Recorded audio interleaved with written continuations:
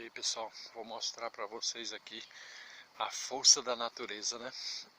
O muro ontem, durante a chuva, não resistiu e caiu. Aqui tinha cinta, tem baldrame, tudo bem feito. Mas olha aqui o estrago que foi feito aqui, ó. As colunas, né? Olha o estrago desse muro. Será que não tinha cimento? Tinha nesse... Olha, cimento tinha.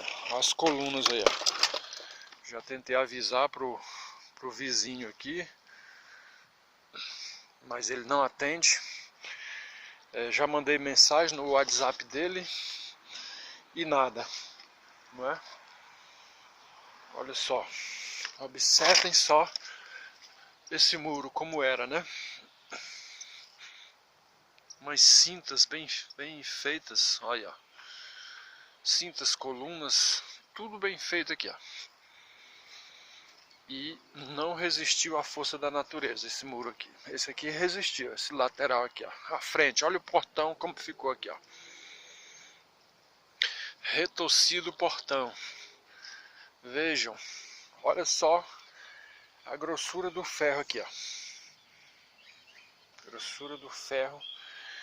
E foi cair longe, né? Olha o portão aí, todo retorcido. Gente, não é fácil. É a força da natureza, viu? Olha aí. Meu Deus, olha o estrago, o prejuízo que esse senhor teve, né? Tem até umas ferramentas aqui dele. Vou levar lá para casa. Um carrinho e uma enxada. Vou levar lá para casa, porque senão passa alguém aqui e leva, né? Pois é, gente, que coisa. Tava dentro, tudo trancadinho, de repente a chuva veio, derrubou tudo. Não é fácil, não é fácil. Meu Deus, complicado. Não é fácil. A coisa é difícil.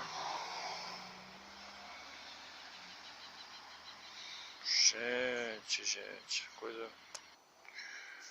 Continuando e vendo a força da natureza. Aqui no meu quintal foi um pé de caju. Olha o pé de caju como ficou. Arriado. Quase chega no muro, né? Dá para observar aí o pé dele. Arriou.